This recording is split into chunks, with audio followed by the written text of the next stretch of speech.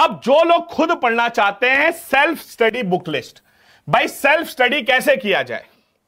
Books are available in both English and Hindi. अब सुनिएगा self study book list क्या है, खुद से हम कैसे पढ़ें। देखो बेटा, मैथ्स में जैसा कि मैंने कहा कि सिर्फ अरिथमेटिक आनी है, मैथ्स में अरिथमेटिक आती है। ये देखिएगा बहुत ही इंपॉर्टेंट किताब है एस चांद पब्लिकेशन की, डॉक्टर RS अग्रवाल। सो अरिथमेटिक, सिर्फ और सिर्फ मैथ के लिए अरिथमेटिक, फोटो खींच लो बेटा, मैथ्स के लिए arithmetic, doctor RS Agarwal, S Chand publication. ठीक है। इंग्लिश, अब देखो, अब पेपर 2 को कैसे निकालें, CAPF पेपर 2 याद रखिएगा। पहला काम यह है, ये रेन एंड मार्टिन, ये किताब तो बच्चों ने हमेशा ली होगी, याद रखिएगा। तो याद रखिएगा ये किताब तो सबके पास होगी। और डॉक्टर अमित सिसोदिया का भाई साहब सुबह 8 बजे अगर आप सेशन नहीं देखते हैं तो समझ लीजिए आपने कुछ नहीं किया। सुबह 8 बजे डॉक्टर अमित सिसोदिया का वोकैब लेटर, ये मिस ही नहीं करना है। डॉक्टर अमित सिसोदिया का वोकैब लेटर ये मिस ही नहीं करना है, चाहे कुछ भी हो जाए, कोई भी कंडीशन हो जाए। ठीक है, हां जी। और याद रखिएगा doctor Amit Sisodia CAPF paper 2 की किताब जल्दी ही लेकर आ रहे हैं आप लोगों के लिए, अपनी पर्सनल लिखी हुई।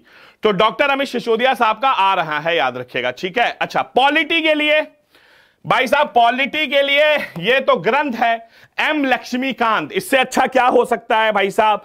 ये गीता भी है, बाइबल भी है, कुरान भी है, सब कुछ भी है। हिस्ट्री के लिए देखो बेटा, ये देखो हिस्ट्री बहुत डाउटफुल है, इसीलिए क्लास 6 से लेकर क्लास 12 की NCERT बेटा, इसके अलावा कोई ऑप्शन नहीं है।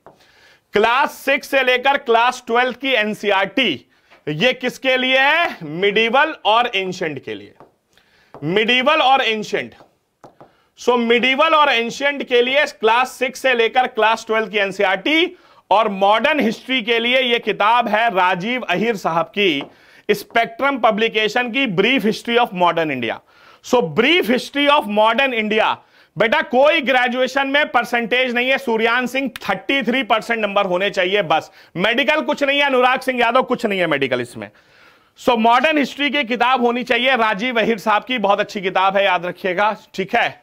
ज्योग्राफी, ज्योग्राफी याद रखिएगा, ये देख सकते हैं एक तो बेटा ये GC लियोंग, ये ऑक्सफोर्ड पब्लिकेशन की बड़ी अच्छी किताब है। फिजिकल एंड ह्यूमन ज्योग्राफी आप यहां से कर सकते हैं, याद रखिएगा। ठीक है। अच्छा, इसके अलावा याद रखिएगा ये क्लास 11th की NCERT है, क्लास 11th की NCERT और क्लास 12 की NCERT। तो क्लास 11th और क्लास 12 की NCERT ले लेना और GC लियोंग ले लेना। सो क्लास 11, 12 की NCERT और GC लियोंग। ज्योग्राफी में इसके अलावा कुछ नहीं करना है। तो ज्योग्राफी में क्लास 11, 12 की NCERT और GC लियोंग, ये 2 किताबें ले लेना। ठीक है। इकोनॉमिक्स में ये किताब है यूनिक पब्लिकेशन की, द इंडियन इकोनॉमी, जिसे लिखा है संजीव वर्मा ने। संजीव वर्मा साहब ने किताब लिखी है बेटा यूनिक पब्लिकेशन की, इंडियन इकोनॉमी, याद रखिएगा ये बहुत अच्छी है, संजीव वर्मा साहब ने लिखी है, इंडियन इकोनॉमी से खरीद सकते हैं। ठीक है। उसके अलावा साइंस में क्लास 6, क्लास 7, 8th, 9th और 10th। साइंस में क्लास 6 से लेकर क्लास 10th NCERT। साइंस देख लीजिए क्लास 6, 7, 8, 9, 10, याद रखिएगा। ठीक है, हां जी। सो याद रखिएगा क्लास 6, 7, 8, 9, 10, ये पांचों NCERT ले लो, सारे क्वेश्चन इसी से आते हैं।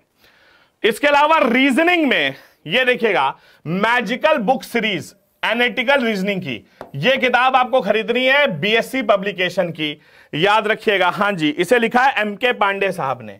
सो MK पांडे साहब ने किताब लिखी है, आप इसे खरीद सकते हैं, बहुत इंपॉर्टेंट है। रीजनिंग के जो 10 क्वेश्चन आते हैं आप आराम से यहां से पूरा कर सकते हैं। तो मैजिकल बुक सीरीज है एनालिटिकल रीजनिंग, याद रखिएगा MK पांडे, ये किताब आप खरीद सकते हैं, आपके काम की है, याद रखिएगा। ठीक है, हां जी।